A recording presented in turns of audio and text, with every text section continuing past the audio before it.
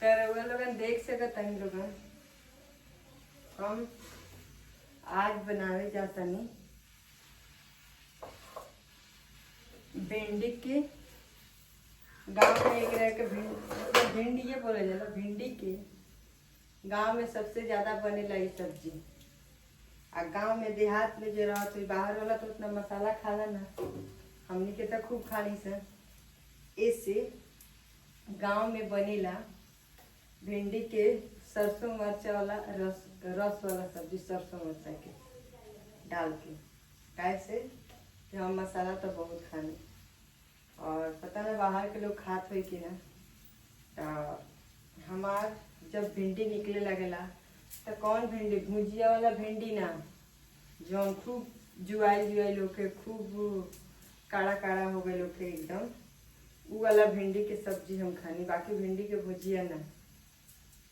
तेरे वाला देख सकता है लेकिन हम आज उन्हें बनावे जाता है लहसुन सरसों, देख लो सरसों और लहसुन पीसे, मिर्चा पीसल बा और पीस के सिलवाटा पर पीसा जाला तो और ही अच्छा होगा। लेकिन कोनो बात ना, सिलवाटा पर पिसा पाए पिसा तो जेबे करी, लेकिन आदत इतना खराब हो गई केहू के आदत जब खराब हो जाए ओकर लत लग जाए कि हाँ कोनो काम करे के कि हाई है ना है हुई, तो ओकर वैसा ही ओकरा साथे हुई।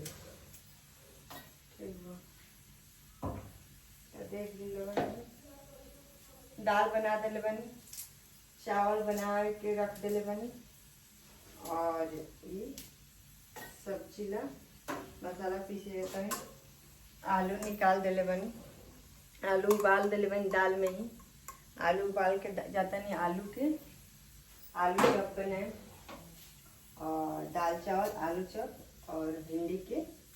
खाए से आज इतवार है, बच्चा रहे सन घरे तो थोड़ा सा अपने के मन पसंद खाना बने के चाहिए। तो आलू चॉप पकौड़ी पड़ी बनी, तिलौरी उलौरी छनाई।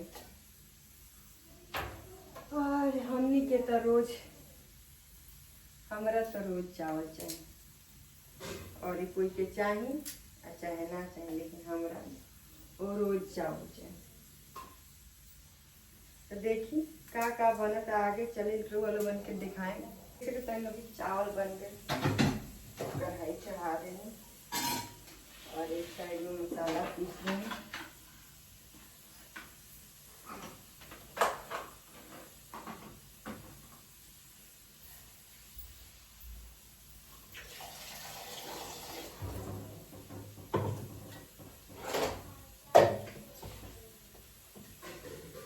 और एक बात और ही बता दे रहा हूँ,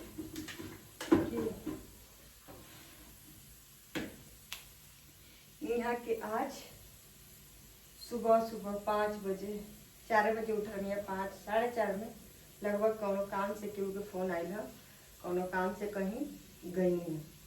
ठीक, तो यही से यहाँ के ब्लॉक में आज नहीं थी, इन्हें के कहल जाला, बाकी तो हम छोटन बाबू कहबे करें।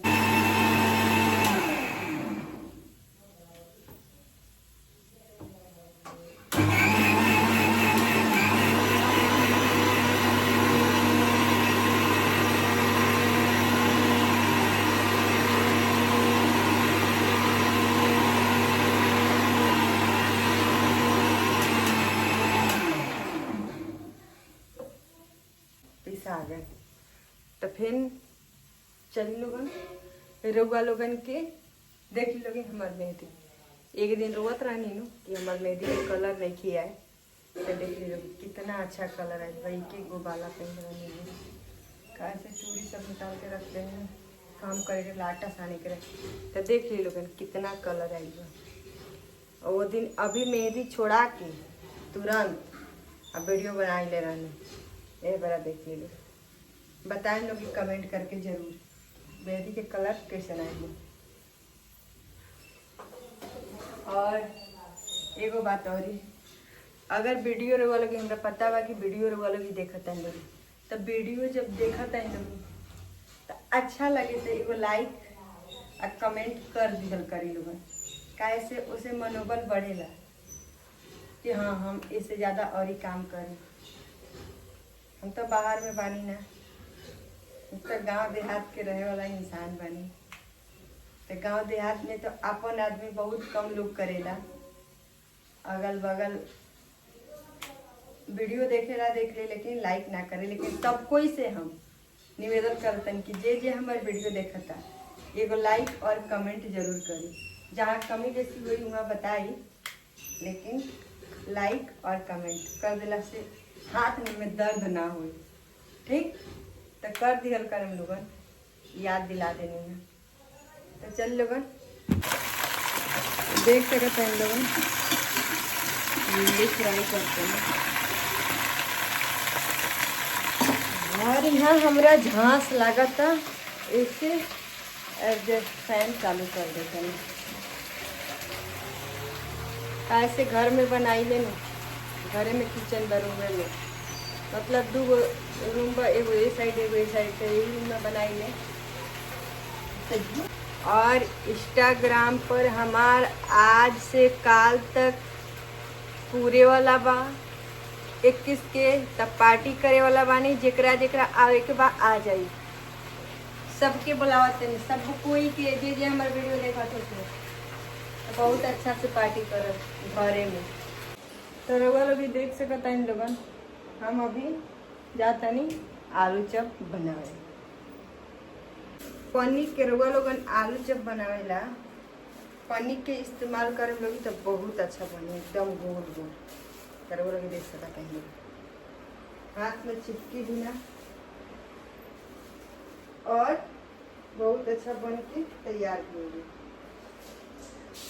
तब हमरा के बतैले बा